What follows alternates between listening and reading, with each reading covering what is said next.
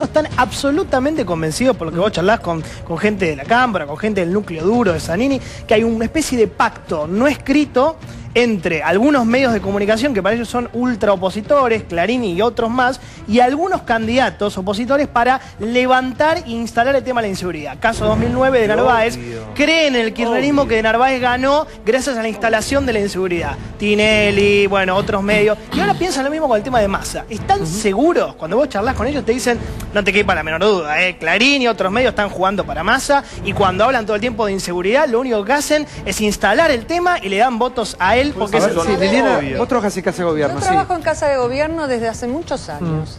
Es cierto que todos los gobiernos, en la época que no había internet, en la época que no había tantas opciones, hoy hay millones de opciones. No había redes sociales también. Hoy hay millones de opciones. Siempre los gobiernos han tenido miedo a la tapa de Clarín. ¿Por qué Clarín? Porque era el que más vende. Sí, claro. Ya no es tanto, pero en ese momento una tapa de Clarín pesaba. Hoy en día ese temor es bastante infundado, porque en realidad a veces pesan más twitters, porque yo los veo obsesionados por los twitters, que convengamos que es una realidad más pequeña. ¿No te parece pequeña? No.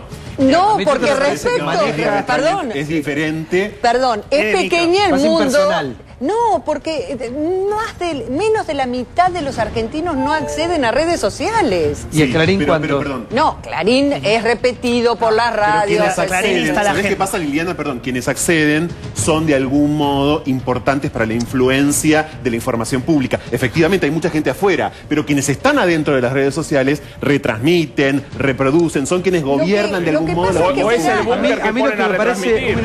A mí lo que me parece fascinante de Twitter en este caso es que la gente tiene un protagonismo totalmente activo y todo el mundo puede opinar democráticamente desde su casa. Obviamente que mucha gente a veces Twitter no democráticamente. Bueno, pero hay gente que utiliza para operar, pero no en todos los casos. Y la gente puede expresarse. De hecho, lo deben estar haciendo en este mismo momento. Miren lo que es Twitter. Mi cuenta es @SantiagoDelmoro. Yo todo el tiempo chequeo, voy chequeando, veo algunas sensaciones también de la gente. Y bueno, la gente se expresa. En definitiva, todo el poder lo tenemos todos cuando llega el momento de votar. De ahí todo lo que escuchaste, que te va quedando acá, después discernís entre lo bueno y lo malo y vos te quedás con lo que creas y ahí metes el voto. Santi. Que para eso está... para eso sirve todo esto, no el debate. El mejor ejemplo, ¿sabés cuál es? 6 años nos dijeron que la inflación era 10%. Anual. Sí. ¿Alguien lo creyó? Nadie. No. Los sindicatos nunca negociaron por el 10%. Nadie creyó que hubiera una inflación del 10%. Pero las paritarias no fueron del 10% tampoco. Exactamente, porque es una porque mentira. nadie lo creyó. Ahora, cuando en ese entonces, hay que ser honesto, en ese entonces que decían que los medios exagerábamos con la inflación, que no era tal. Ahora el propio gobierno sincera la inflación. Yo creo que los medios lo que somos transmisores. Más intensos, menos intensos. Con intereses. Obviamente. No somos Es la industria de la noticia. Johnny, sobre la especulación del gobierno, sobre quién está detrás, de cómo los medios fogonean el tema de la inseguridad. Es como muy obvio en el sentido de que qué genios son los del gobierno que se avivaron de esto. O sea, vieron un extraterrestre, mira las encuestas, estaba leyendo recién la última de Ipsos, Moreira Araujo, el 72% de la gente cree que el principal problema de la Argentina es la inseguridad y el 53% la inflación. Con lo cual, cualquier extraterrestre, cualquier opositor que quiera ser presidente... ¿Qué va a decir? ¿Qué va a decir? Que el problema es la inseguridad. A ver, para aplicárselo. A mí lo que me parece que acá estamos perdiendo de vista es cuál es el problema. Tenemos un problema con la seguridad, empecemos a hacer un diagnóstico del problema que tenemos con la seguridad.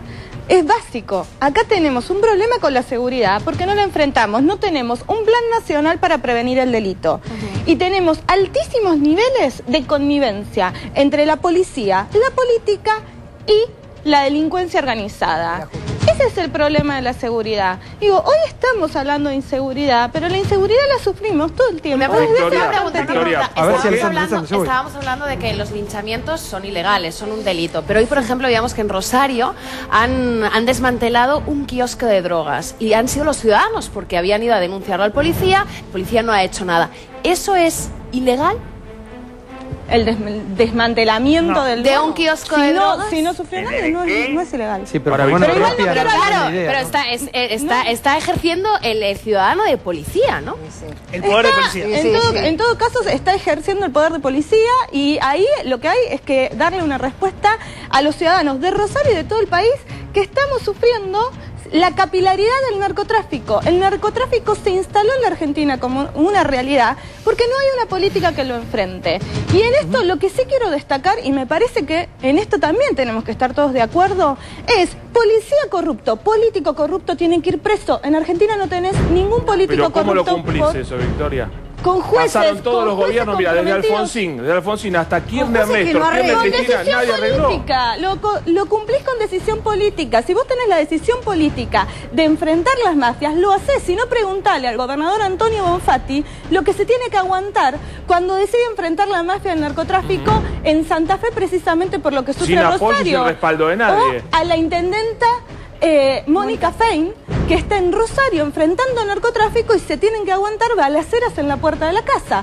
Pero precisamente por lo que sufre la provincia hay que hacerlo, hay que tener el valor y la decisión de enfrentar la decisión, de enfrentar el narcotráfico. Sí, no tanto el tema de los medios, yo creo que casi nadie en la clase política argentina, puede vivir sin la televisión, y es lógico incluso que el kirchnerismo le tema a los medios o ponga como excusa todo el tiempo el lugar de los medios, porque también el kirchnerismo es un producto de los medios. Pero es raro, no olvidemos esta cuestión, pero es central. A mí lo que me extraña, necesitan los políticos de la tele, perdón. La manera de comunicar de este gobierno, porque ¿se acuerdan cuando Cristina empieza a dar estas series de entrevistas? Sí, claro.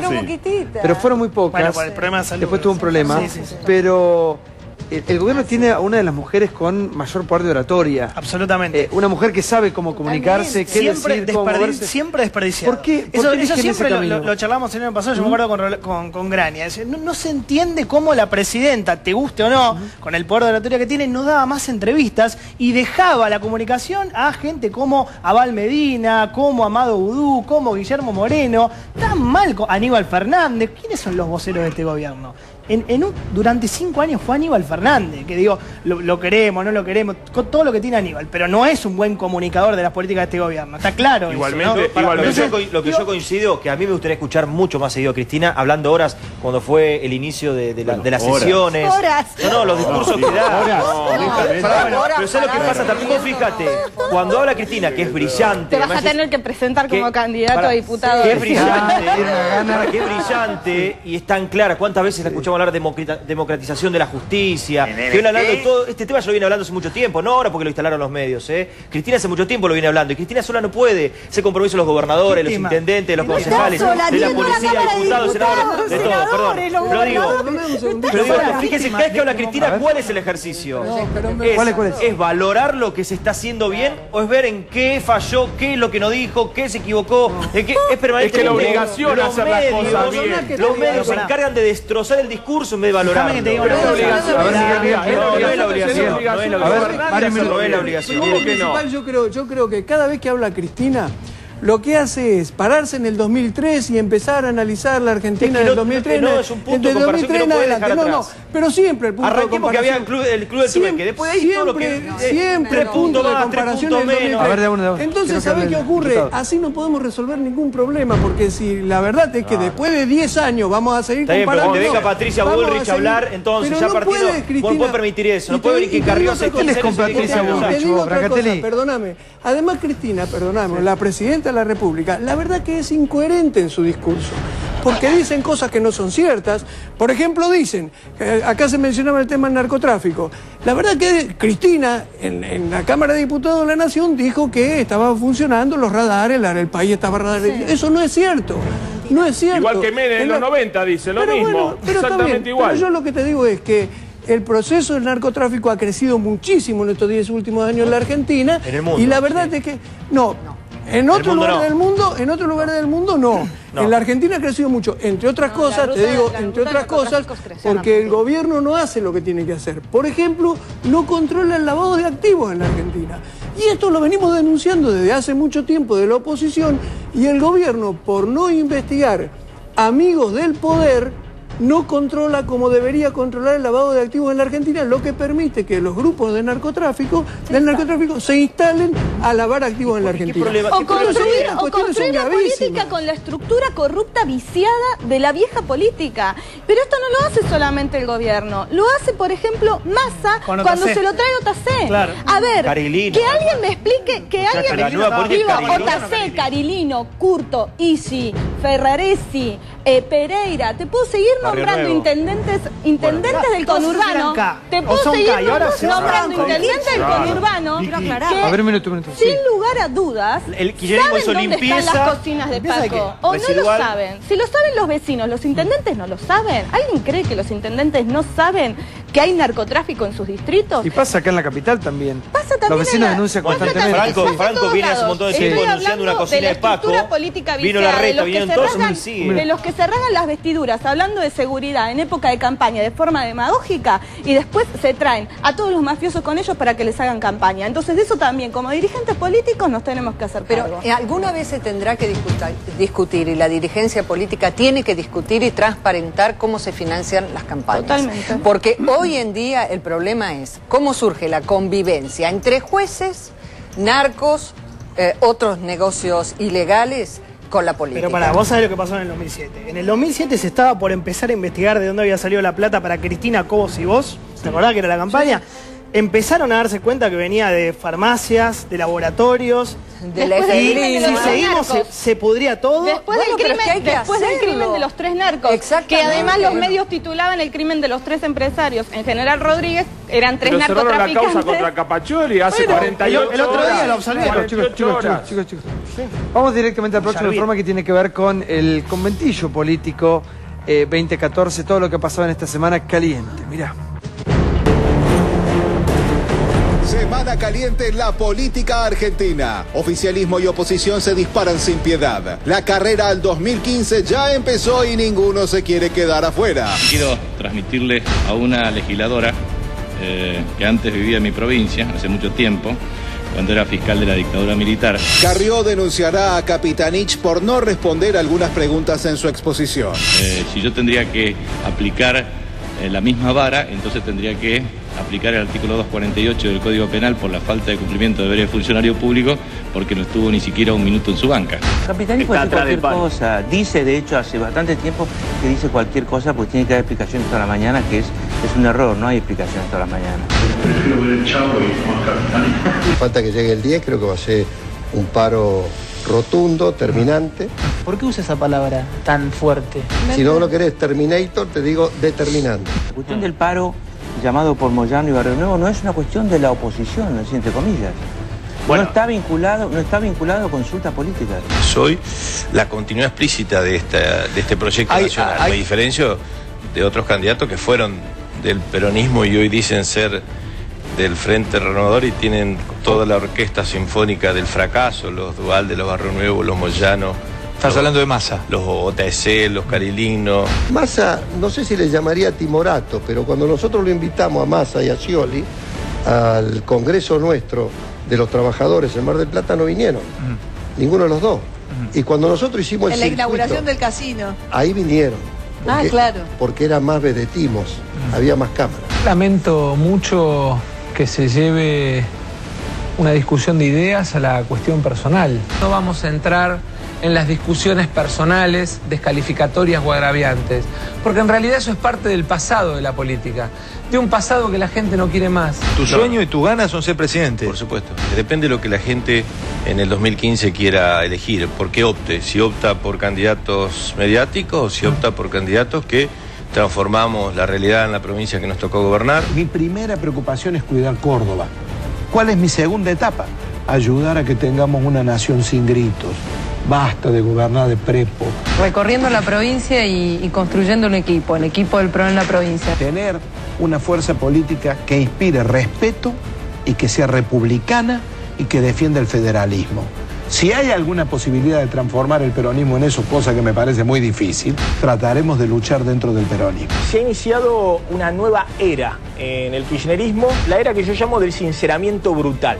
La cuestión del sinceramiento viene por la vía del ajuste del pueblo, no por la vía del sinceramiento de me equivoqué, esto lo hemos hecho mal, vamos a hacerlo de otra manera. El gobierno se enfrenta a esta instancia de supervivencia versus identidad. Por suerte, Cristina está tomando medidas para llegar de la mejor manera posible a diciembre del 2015. Y hoy los argentinos estamos jodidos. Nos está tomando por ahí algunas cuestiones de fondo, ¿no es cierto? Y hay cosas que se han hecho muy mal en todo este tiempo. La gente tenga la posibilidad de que el Estado le saque la pata de encima. No perder frente al fisco lo que gana en la paritaria. Cualquier medida que hoy se esté tomando no genera confianza en la sociedad. Se necesita un cambio en los valores y en la forma de hacer política. Mauricio, con la presidenta siempre he dicho, tuve una buena relación. Nunca se cree que uno hace un lindo relato, un lindo discurso y las cosas se solucionan. Yo no estoy de acuerdo en este blanco-negro, amigo-enemigo, si no coincidís 100% conmigo, sos destituyente. Nosotros luchamos contra la dictadura, pero por la libertad, no por enamorarnos de la violencia como otros. No se puede compartir el futuro ni con los fanáticos ni con los resentidos. Katy Aleman, bueno, acaba de sacar un libro con Planeta 2050 y sos una mujer, bueno, últimamente he leído algunas notas tuyas y muy comprometida con lo que está pasando a nivel ambiental, con lo que está pasando con el planeta, con la ecología, con el compromiso que tenemos que tener todos con el planeta Tierra. ¿Sos una mujer que ha vivido en muchos lados del mundo? Sí, en algunos, sí. Viví en Costa Rica, viví en Alemania, viví en Brasil. Sí, ¿Y cómo vivís la Argentina de hoy con todo lo que pasa siendo una mujer que cree tanto por ahí en otros valores, ¿no? Con los valores que tienen mucho más que ver con lo básico, con lo fundamental, con lo natural. No, yo lo que más veo, digamos, el problema el que más grave de todos veo es justamente ambiente, medio ambiente, de lo que nunca hablamos. Porque hablamos de inflación, hablamos de seguridad y en realidad no estamos poniendo el foco en algo que realmente es irreversible, porque todo lo demás tiene solución a largo plazo o a corto plazo o cuando nos pongamos las pilas, ¿no? O sea, en algún momento vamos a decidir cómo resolver la seguridad o la inflación o lo que fuere. Pero medio ambiente no tiene más plazos. O sea, si no nos ponemos las pilas ahora para resolver los temas ambientales, el futuro de los que vengan tras nuestro, los que vienen después, no van a vivir en este mundo maravilloso que estamos viviendo nosotros. Entonces, realmente para mí eso es como lo que más me preocupa hoy en día. Esa absoluta falta de conciencia y esa cosa de decir, bueno, total, ¿qué importa? Si viene el fin del mundo, viene después de que yo me muera, así que me voy a estar preocupando por ahora. Ahora yo quiero seguir consumiendo, yo quiero seguir el confort, yo quiero tener todo lo que quiero tener, el auto nuevo, el teléfono nuevo, la casa no sé dónde, y seguir consumiendo y descartando. Total, lo que tiro, no sé dónde va, está debajo de la alfombra, en alguna parte se irá y ni me doy cuenta, ni me entero, ni lo quiero saber, ni me quiero hacer cargo, ¿no? Así vivimos. Entonces, que realmente el futuro se torna un poco complicado si empezamos a hacer la proyección de la cantidad de gente que somos. En este momento somos 7.000 millones de personas. Se calcula que para el 2050 vamos a ser 9.000 millones de personas. 9.000 millones de personas que consumen y descartan, y cada vez con mayor poder adquisitivo, porque digamos que hay algo que se llama progreso, en donde se fagocitan los recursos del planeta y no importa el descarte, porque total tenemos que seguir adelante con la sociedad de consumo y con el progreso y con la inclusión, que yo creo que la inclusión a mí me parece importante, pero la inclusión, lo más importante que me parece a mí, es que tiene que ser ambiental. Porque si no, ¿a dónde vas a incluir a la gente después? Claro, en nombre de ese progreso y de ese desarrollo. Comprar plasma, digamos, un poco. Pero vos pensás que en nombre de ese progreso, de ese desarrollo, levantando esa bandera, en estos momentos vos tenés alianzas increíbles. No digo de este gobierno, digo de este Estado en general. Avanzamos con Monsanto porque hay que seguir con la sojización porque lo único que hay es la soja. Bueno. Avanzamos con Barrick porque lo único que hay es sacar minería, oro, plata. Y el fracking. Ni que hablar de vaca muerta. Chevron con el fracking, con vaca muerta, ni hablar. Estamos en el horno los argentinos también, porque digamos en el futuro vamos a tener un país reventado y totalmente contaminado con aguas, y además también las centrales nucleares, que también hay cada vez más, ¿no? Bueno, María Julia tenía la solución en los 1000 días, ¿no? Para purificar el agua del riachuelo. Sí. Empezó a ser así por acción. Bueno, empezó a ser así con pero ahora como le pusieron las multas, están realmente limpiándolo. Finalmente. Yo la mandaría a ella, a María Julia, que ahora vaya viene la sentencia para María Julia Solari, pero el tema no es limpiar el riachuelo, el tema es no seguir tirando efluentes sin tratar. porque si limpiamos el riachuelo y después seguimos todo el mundo, ahora que va, tirando los influentes sin tratar, en 2 minutos se ensucia de nuevo. Entonces, y es en Latinoamérica el 80% de las aguas van a los ríos y a los mares sin tratar. El problema que tenemos en este momento con el mar, con los océanos, es terrorífico. Todo lo que es el Pacífico está directamente muerto. Entre Fukushima, que sigue tirando los residuos, y todos los tsunamis, y los pesqueros, que son de arrastre y que revientan todo, se está extinguiendo el mar, no hay más peces, no hay más pájaros, y hay pura basura flotando. Hay un video que es un hombre que se llama el Océano Roto, justamente, que es un marino que hizo todo ese trayecto, y estaba devastado por la realidad. Y de eso ni se habla, nosotros ni sabemos. Seguimos tirando los cigarrillitos que todo el mundo fuma. Tiramos cigarrillitos al piso. Total, después va a la alcantarilla se va al río y del río va al mar. Y de toda la gente que fuma, si todo el mundo hace eso, queda directamente una alfombra de cigarrillos en el fondo del mar, que no se degrada nunca más. Entonces, Pero vos decís que a la política no le importa nada esto. No, digo en general. Hay algunos proyectos, Vicky, por favor. Justo esta victoria. Lo que pasa es que no es prioridad, eso es cierto. No, es cierto que no es prioridad, coincido con Katia. Gracias por traer el tema, además. De hecho, yo fui 2 años vicepresidenta de la Comisión de Minería. ¿Sabes cuántas veces funcionó? 2. Para constituirse. No funcionó nunca más. Cuando precisamente tenemos un problema gravísimo, que es que tenemos un código de minería de hace 100 años atrás, modificado por la dictadura militar, y que no lo volvimos a tocar, salvo para desmejorarlo y para tener menos protección para nuestro medio ambiente, nuestros recursos naturales y nuestro país. Entonces tenés provincias devastadas por la megaminería contaminante, que además no le deja nada a las provincias. Si no, vayan a Catamarca, San Juan, a La Rioja. Son provincias que hoy lamentablemente tienen que salir a pelear contra la... ¿Cuánto tiempo estuvimos peleando por la ley de glaciares? Una ley que salió, fue vetada por la presidenta. Fue vetada por la presidenta y después volvió a salir cuando ya no había forma de resolver, porque constitucionalmente las provincias se apuraron, votaron otra ley provincial, entonces ahora en todas las provincias donde vos querés aplicar la ley nacional que protege a los glaciares, no lo podés hacer porque las leyes provinciales se los permiten. ¿Cómo estás, Lucio? Buenas noches, gracias por venir al programa. Lucio, bueno, recién Katia planteaba el tema del medio ambiente, pero en este momento a nivel presión, el gobierno tiene otras prioridades. Claro, yo la escuchaba y pensaba a qué largo plazo suena eso, ¿no? Digo, hoy realmente importa, utópico. Claro, hoy importa más el próximo precio que vas a encontrar en el supermercado o el último resultado de fútbol, el último que pasó o el último por venir, que el largo plazo. Argentina está con problemas de corto plazo. Digo, yo creo que, ¿se acuerdan la famosa frase, estamos mal pero vamos bien? Bueno, de alguna manera quizás podría aplicarse a este momento, porque Argentina hoy está enfrentando una coyuntura la Argentina está haciendo el ajuste que tendría que haber hecho gradual y moderadamente durante 3 o 4 años. Y lo está haciendo ahora. Digo, el gobierno ahora se dio cuenta que el dólar no podía estar tan bajo, se dio cuenta que había que dar de baja los subsidios, o por lo menos había que empezar a reducirlos. Por lo menos me parece bien que se haya reconocido la realidad. Lo que pasa es, claro, todo junto y todo de golpe, Santiago, suena Lucio, como demasiado. Yo pensaba esto, ¿no? La inflación antes era 10% anual, ahora es 10% trimestral, reconocido por el gobierno. El dólar en abril de 2013 estaba 5,13, ahora está 8,01, 56% de devaluación en un año.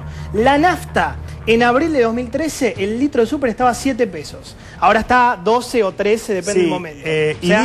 Dicen que el dato me parece un poco fuerte. Hay 2 datos. El más optimista dice que la nafta va a aumentar 6% por año, lo que a fin de año te da 18 la premium de YPF. Claro. 18 pesos el litro de nafta. En todo caso tenés un 60 y pico % de aumento en un año. Digo, te